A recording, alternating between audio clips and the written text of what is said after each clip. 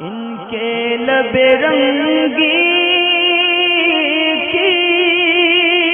نچھاور تھی کہ جس نے بہت سارے لوگ اللہ تبارک و تعالیٰ کے بارے میں بھی یہ کہتے ہیں کہ اللہ تعالیٰ ہر جگہ موجود ہے، تو کیا یہ جملہ درست ہے یا نہیں؟ تو دیکھیں، اللہ تعالیٰ کے بارے میں یہ جملہ کہ اللہ تعالیٰ ہر جگہ موجود ہے، یہ کلمہ کفر ہے۔ اسی طرح بہت سارے لوگ کہتے ہیں کہ اللہ تعالیٰ ذرے ذرے میں بھی ہے، یہ بھی بظاہر کلمہ کفر ہے، مگر یہ کہ کہنے والے کو کافر نہیں کہا جائے گا۔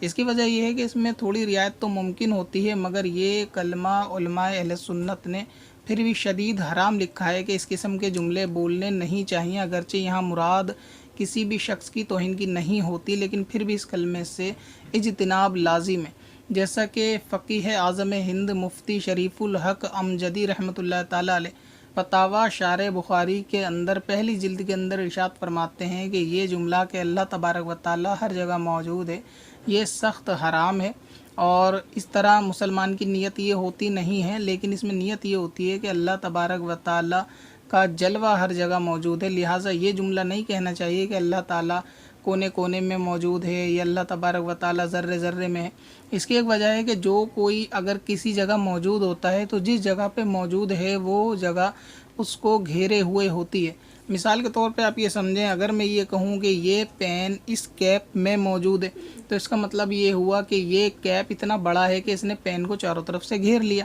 پھر اگر میں کہوں کہ میں اس کمرے میں موجود ہوں تو مطلب یہ ہے کہ کمرے نے مجھ کو چاروں طرف سے گھیرا ہوا ہے۔ تو اسی طرح یہ کہنا کہ اللہ تبارک و تعالیٰ ہمارے گھر میں موجود ہے، اللہ تبارک و تعالیٰ کونے کونے میں موجود ہے، یا اللہ تعالیٰ دنیا کے ہر کونے میں موجود ہے، تو اس سے یہ اندیشہ رہتا ہے کہ اللہ تبارک و تعالیٰ جہاں موجود ہے اس کے چاروں طرف کی مخلوقات نے اس کو گھیرا ہوا ہے، جبکہ یہ چیز ممکن نہیں ہے۔ تو اس قسم کے جملے نہیں بولنے چاہیے کہ اللہ تعالیٰ ہر جگہ موجود ہے، اللہ تعالیٰ ہر ذرے ذرے میں موجود ہے۔ یہ کلمہ جو ہے وہ سخت توہین کے ہیں۔ جس شخص نے ایسا بولا اس کو احتیاطاً کلمہ وغیرہ بھی پڑھے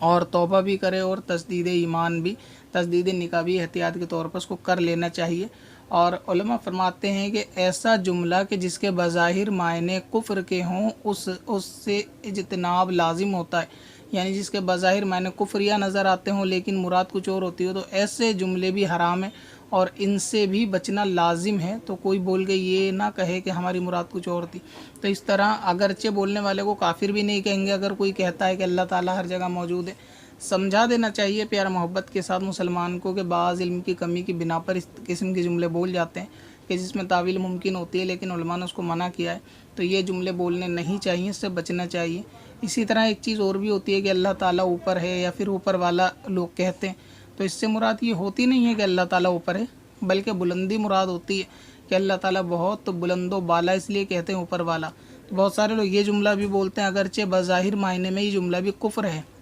لیکن اس کو بھی کہنے والے کو کافر نہیں کہا جائے گا، بلکہ اس کو پیار محبت سے سمجھا دیا جائے کہ اللہ تعالیٰ کو اوپر والا کہنا نہیں چاہیے۔ تو ایسی صورت میں سمجھا دیں گے شاید سمجھ میں آ جائے، مگر کسی کو کفر کا حکم عوام نہیں دے گی۔ اس کے لیے چاہیے کہ پھر کامل مفتیان اکرام پر جائے دارالفتہ کے، اور وہاں ان کو صورتحال بتا کے فتویٰ طلب کرے، مگر یہ دونوں جملوں سے بچنا چاہیے، اور جنہوں نے اسے بولا توبہ کرنی چاہیے، ان کو سمجھانا چاہیے کہ پتھر میں حسن لالے پرنوار